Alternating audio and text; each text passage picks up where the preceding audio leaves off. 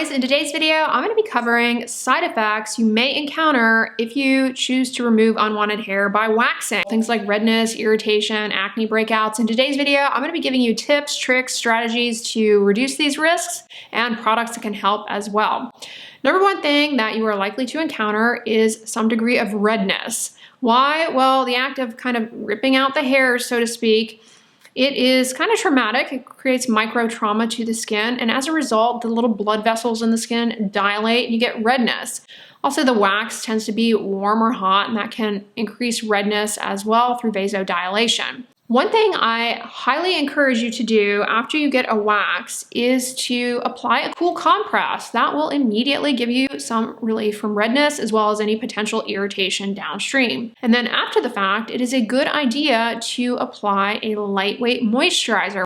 The act of ripping off the wax, it does take away some of your natural skin barrier, and you're prone to losing water out of the skin. That leads to dryness, irritation, and a lot of the downstream effects of that are things like breakouts. Now, ingredients that can help with redness in a moisturizer include niacinamide and licorice root. Now, a product I have talked about in numerous videos, it is a favorite of mine.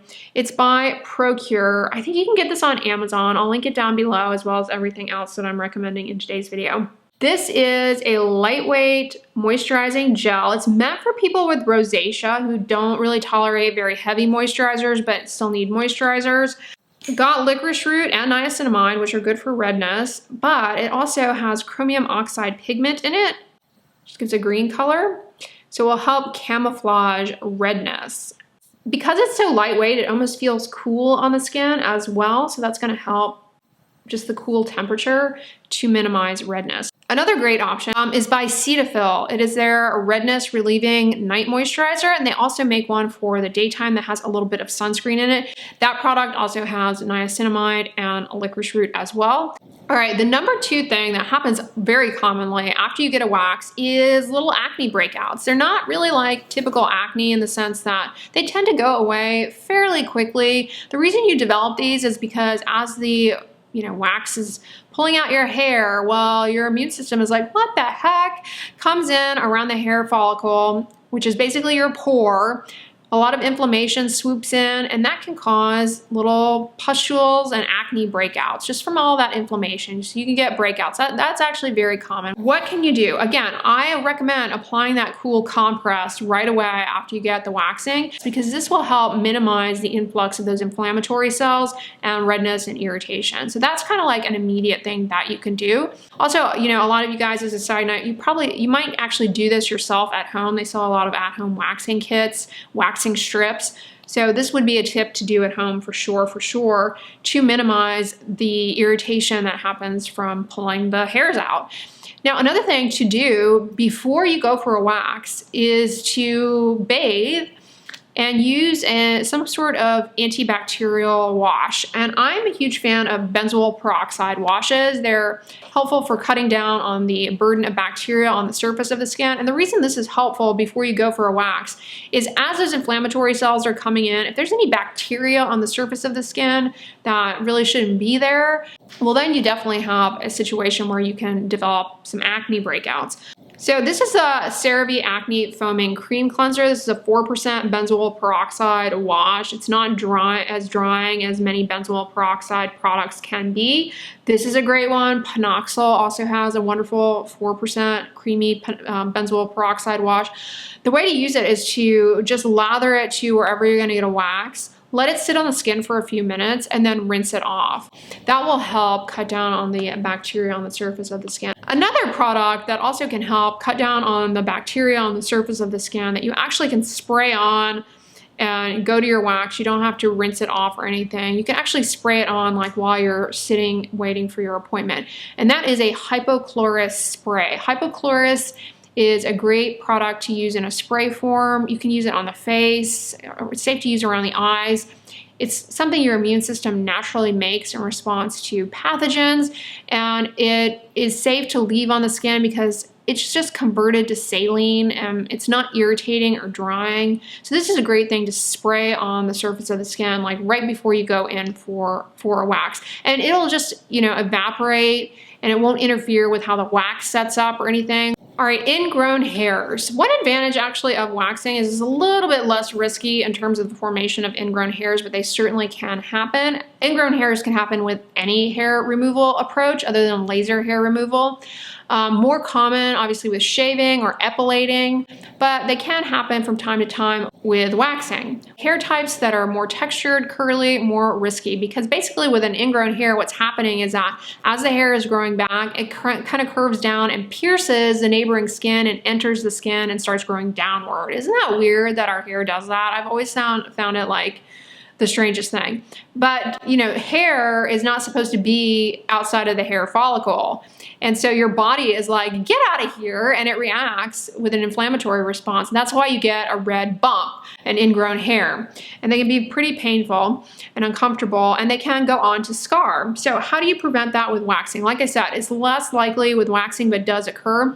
And simply make sure before you go to the waxing appointment that you clean the area. Just by bathing, you help with the turnover of the skin cells, just kind of giving a little gentle mechanical exfoliation, and that will reduce actually the risk that the hair will, you know, kind of be wonky as it's being removed and end up growing back in an inward fashion.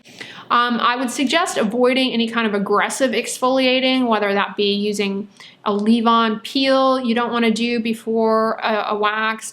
You don't want to do any kind of like pumice scrub type of thing, because if you do that before getting waxed, what will happen is that you're removing some of the dead protective layer. So the wax normally pulls that off. Now the wax has less of that to pull off, and it's going to pull off the tender skin underneath. You're going to get a sore. So don't use any like hydroxy acid peel, any kind of scrub, or any exotic device. It's probably okay. It's actually okay to use a salicylic acid body wash or face wash if it's on the face. That can provide a little bit of gentle exfoliation and can help reduce the formation of those ingrown hairs.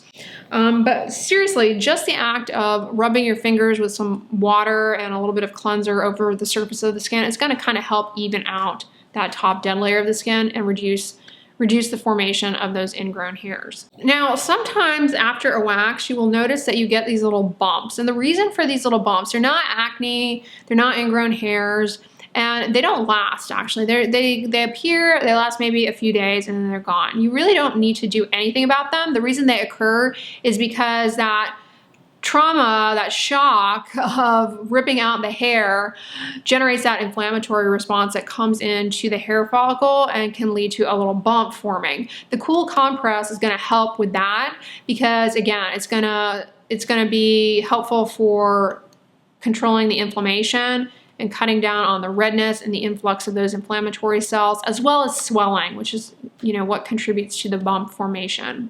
This is one that definitely can happen, has happened to me in the past for eyebrow waxing, and that is getting sores, erosions, because basically the wax pulls off too much of your skin and exposes the underlying skin. You have a sore, what looks like you fell down and scraped yourself. Now, this is going to be more of an issue if you use any kind of retinol or retinoid, whether that be tretinoin, adapalene, tazarotene, or if you were using, like I said, glycolic acid peels.